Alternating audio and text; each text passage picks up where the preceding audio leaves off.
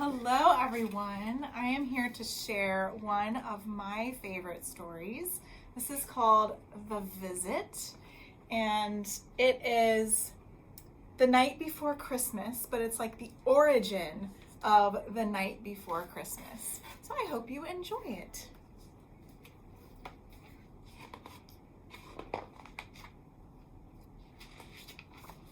The Visit.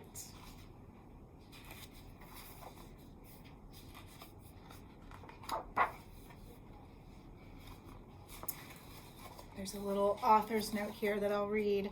Dear readers and lovers of Christmas, I would like to share with you my wonderful Christmas memory. In 1822, my grandfather's grandfather, Clement Clark Moore, created a delightful Christmas poem for his ailing daughter as his Christmas gift to her that year. He did not realize at the time that it was destined to become a classic. His gift was first known as An Account of a Visit from St. Nicholas, but is now better known as The Night Before Christmas. The following account is true as I know it, and it has been lovingly passed down from generation to generation in my family. I do hope you enjoy this story as much as I enjoy telling it. With Christmas love and joy, Dingy Sharp. Part 1. To grandfather's house we go. Michigan to New York, late December 1936. Only once and forever, 'tis rarer than rare, that one hears such a story as I'd like to share. Now I know that some good folks may furrow their brow, shake their heads slowly in wonder, and question me now. But the story I soon will relay to you here is just as I remember that long ago year. It was late in December, and I but a child, when our dear mother bent down and hugged us and smiled. Come, let's pack our valises, she said to us all, for a visit with Granddad, she said, I recall. Well, I'll tell you that brother and sister and I danced around her in circles and gladly complied. For a visit with Granddad was more than just rare, as he lived far off in New York, and we'd never been there. So we packed what we needed and traveled to town and arrived at the depot at nearly sundown. The train pulled in the station with great circumstance, its shrill whistle blowing. We all were entranced, for this trip was to be our first journey by train. Our delight was apparent and hard to contain. Oh, the train ride was lovely, and I'll never forget all the sights and the sounds and the folks that we met. We dined in a car where white tablecloths gleamed. All the silverware sparkled and glittered, it seemed. We ordered just what we wanted. Mother said that we could. No broccoli or carrots. Oh, the food was so good. And that night as we journeyed, I slept soundly and deep, for the train's gentle swaying lulled me quickly to sleep. I awoke in the morning to hear such a clatter. I threw back my sheets to see what was the matter. I peered out of my window, and to my surprise, there stood New York City before my own eyes. People hustled and bustled and ran everywhere. It was noisy and hectic and so thrilling there. The buildings rose higher than any I'd seen.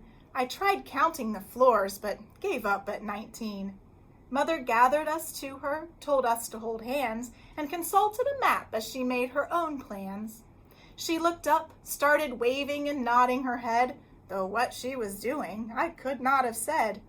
Suddenly, out of nowhere, a big car appeared, which at the time I thought was just a bit weird.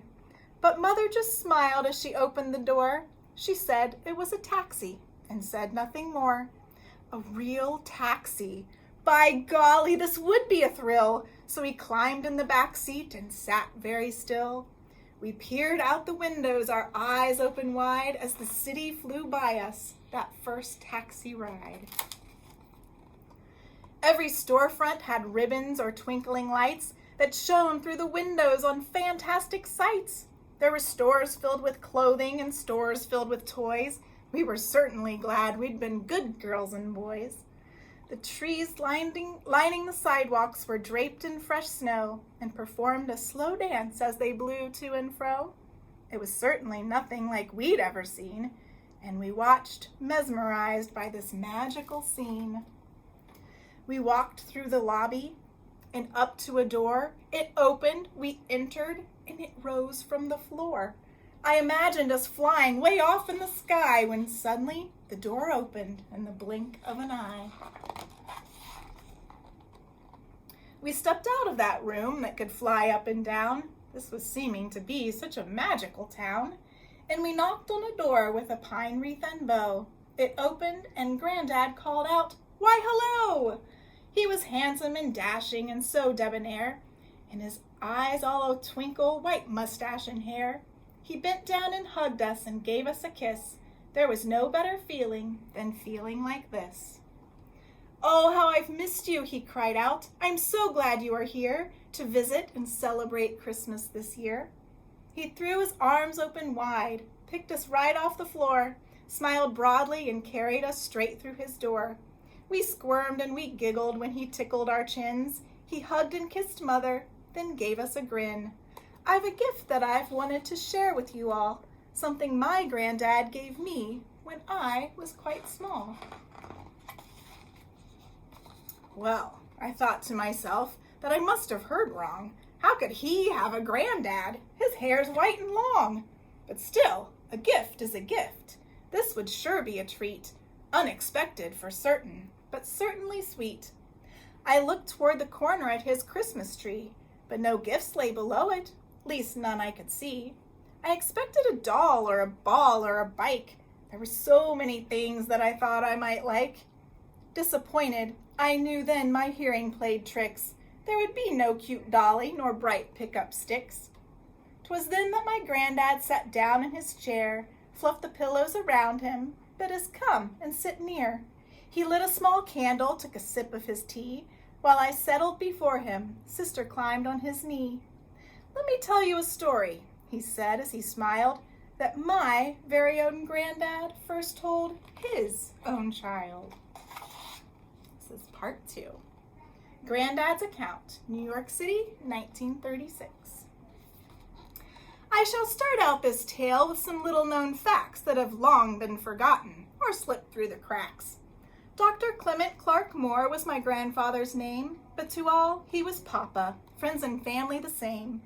Papa Moore was a scholar, a very wise man, taught school at Columbia, and not everyone can. A professor of Latin and Hebrew, it's true, but he also taught Greek and theology too. He wrote many a story, great scholarly texts, though none are more famous than the one I'll tell next.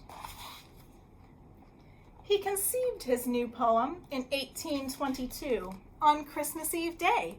Yes, the legend is true. But it wasn't till March of the year 62 that he preserved it in writing for me and for you. So much has been changed since he wrote his good verse, some things for the better and some for the worse. Take clothing, for instance. Back then it was rare to have closets of items to choose for to wear. And here's something else that might seem a bit shocking. As children, each night, we would wash our own stockings. Oh yes, if we wanted clean stockings for school, 'twas our job to wash them. Yes, that was the rule. We'd rub them and scrub them and hang them to dry by the chimney with care, as this tale will imply. Of course, we would hang up 2 stockings with care, but just one would be filled Christmas Eve, not the pair. Now, some good folks today just might rightly assume that we'd hang up those stockings to dry in our rooms. And though I must say that it would have been nice, I'm afraid if we had, they'd have frozen to ice. For the bedrooms back then were so rarely with heat that it often took hours just to warm up our feet. We'd shiver and quiver neath blankets and sheets till we warmed up our fingers, our noses, and feets. And so this is why, when we took a long nap, Mama Moore wore her kerchief and Papa a bed cap.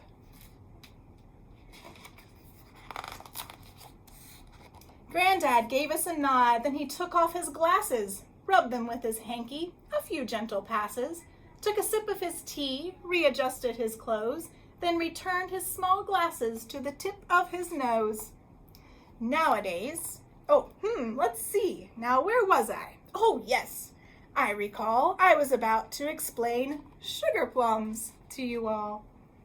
Nowadays, these sweet treats are a thing of the past, but when we rolled fruit and sugar, it preserved them to last. We'd take a fresh plum, which we generously glaze, then wrap it in fabric and let it dry many days. Months later, this fresh-coated fruit would become the delicious jeweled candy we called sugar plum. They glittered by firelight and tasted supreme, and often that vision would dance in my dreams. We giggled and thought that it sounded so cute that small children back then loved to eat sugared fruit. But as Granddad continued, we all started to see just how pure life was then and how good it could be. Papa's farm, he continued, sat on an old street in a section called Chelsea, which was somewhat elite. His house was quite charming in an old-fashioned way, with impressive proportions for a home of that day. This house, tall and handsome, a most welcoming home, is where Papa first told this now famous poem. It had broad open porches and a hand-carved front door, great high-peaked roof lines and windows galore. Now in summer, those windows were left open wide to allow gentle breezes to cool the inside. But in winter, the winds blew cold snow through each crack. Not having storm windows was quite a drawback. So dear Papa hung shutters both inside and out, which was terribly clever of him, there's no doubt. And this explains why, in this tale that he wrote, some things seem out of sequence, like this, and I quote, "Away to the window I flew like a flash, tore open the shutters and threw up the sash." One last line of the poem that I'd like to explain is, "More rapid than eagles, his coursers they came." Well, courser is a word that's unheard of nowadays, but in Papa Moore's time, it was used many ways. You see, folks living back then often traveled by horse, in a coach or a sleigh, in the winter, of course. Every day, my dear Papa would harness his team, travel 6 miles to town over meadow and stream. So when he pictured St. Nicholas, he pictured his sleigh, much like those that were used by the folks of that day. But he pictured it pulled by a miniature team of 8 tiny reindeer that could fly like a dream. And teams such as this, whether horses or deer, were commonly known as coursers in that year. Part 3. A visit to Papa's, Chelsea, New York, Christmas Eve, 1822. Then Granddad became quiet, settled back in his chair, took a sip of his tea, ran a hand through his hair. He murmured so softly, "Now, how did it go? I must tell you exactly, must recount it, just so." He rubbed his old chin and he squinted his eyes. He looked like an owl, lost in thought, but still wise. "Ah, yes, I remember. It was he said, soft and low. "It was Christmas Eve day," he began, soft and slow. Twilight was just falling upon the Moore house when out of the kitchen came Papa Moore's spouse. She found her dear Papa in his favorite chair, so content with himself and with hardly a care. All his chores were completed, or so he had thought, till he heard Mama's cry, and he knew he was caught. "Oh, Papa, how could you just sit? There's so much to be done. Why, how could you forget? We still need the main course for our Christmas Day meal, and a tender fat goose would be simply ideal. Please hurry. I must ask you to travel to town, buy a goose from the butcher 'fore he closes down. And don't forget that you promised your daughter upstairs a new story for Christmas to lighten her cares." Now at that, Papa Moore jumped right out of his chair, since he loved his good wife and his daughter upstairs. You see, Mama and Papa were kind, loving souls, intelligent, caring, well blessed on the whole. But their daughter was sickly, quite feeble and lame, confined to her bed. Charity Moore was her name. And the one gift that Charity had asked for that year was a simple new story from her Papa dear. So Papa Moore kissed his wife, wrapped a scarf round his throat, hurried out to the barn as he buttoned his coat. He harnessed his coursers, hitched up his red sleigh, and with a flick of the reins they were soon on their way. The night sky was clear, filled with twinkling stars, but that was to change before they'd traveled too far. For dark, stormy clouds soon began to roll in, and to fill the night sky where the stars had once been. And before my dear Papa could whisper Jack Frost, a thick snow was falling, and he soon became lost. For it fell wet and heavy. Papa Moore could not see, not the road, not the forest, not even one tree. But his coursers, those horses, had traveled each day to the town, so they knew where to pull his good sleigh. So Papa Moore settled back, didn't worry a lick, let his team pull his sleigh through the storm wet and thick. They crossed through the meadow, through the forest and stream, as if they were floating through a midwinter's dream. And just as they reached the far edge of the river, the horses pulled up. They stomped and they quivered. Papa Moore whistled to them, gave a flick of the reins, but they would not budge. They just shook back their manes and blew steam from their noses, and they huffed and they puffed, as if saying to Papa, "We've gone far enough." Papa Moore was confused, and he whistled again, for they were always good horses, right up until then. And suddenly, just like magic, the snow disappeared, and the moon shone his face as the clouds slowly cleared, and the wind started blowing, which made everything freeze, and the snow turned to diamonds on the fields and the trees. And the moon on the breast of the new fallen snow gave a luster of midday to objects below. Papa Moore was enchanted, mesmerized by the scene. 'Twas the most beautiful sight that he'd ever seen. He looked down the hill toward the village below that shimmered and glimmered with fresh fallen snow, and he watched as his friends and his neighbors in town tipped their hats to each other as they scurried around. The clock in the steeple and the church on the green began chiming the hour, a slight pause in between, and from his lofty perch in his sleigh on the hill, Papa caught a slight movement behind the old mill. He watched as a figure in a red coat and hood drew a sled through the town full of fresh chopped firewood. He recognized the old woodman as the kindly Jan Peter, who was well loved in town, for no man could be sweeter. He had a white beard and a heart made of gold. He was rotund and jolly, and appeared very old. He smoked a clay pipe as he managed his chores, his nose cherry red from his work out of doors. Now Jan Peter was known as a teller of tales, who enchanted his friends with his charming portrayals.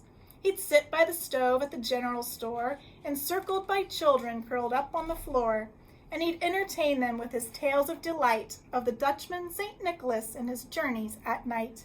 And if they were good, and they chose to remain, didn't cry or grow restless, interrupt or complain, Jan Peter would reach deep in his coat for a treat and give each child a sugar plum candy to eat. But this night, as the moon shone his face o'er the town, and the stores closed their windows and began to shut down, Jan Peter appeared to be up to no good as he traveled through town with his wagon of wood. Papa watched as Jan Peter moved on secretly, avoiding the places where townsfolk might be. He crept down an alley, then reached in his sleigh, left a small pile of something, then hurried away. And as Papa sat watching, it soon became clear what Jan Peter was doing in the alleyways there. He was leaving his tinder beside every door of the folks in the town who were hungry and poor. Jan Peter was giving the one gift that he could, a warm Christmas for all, with the gift of his wood.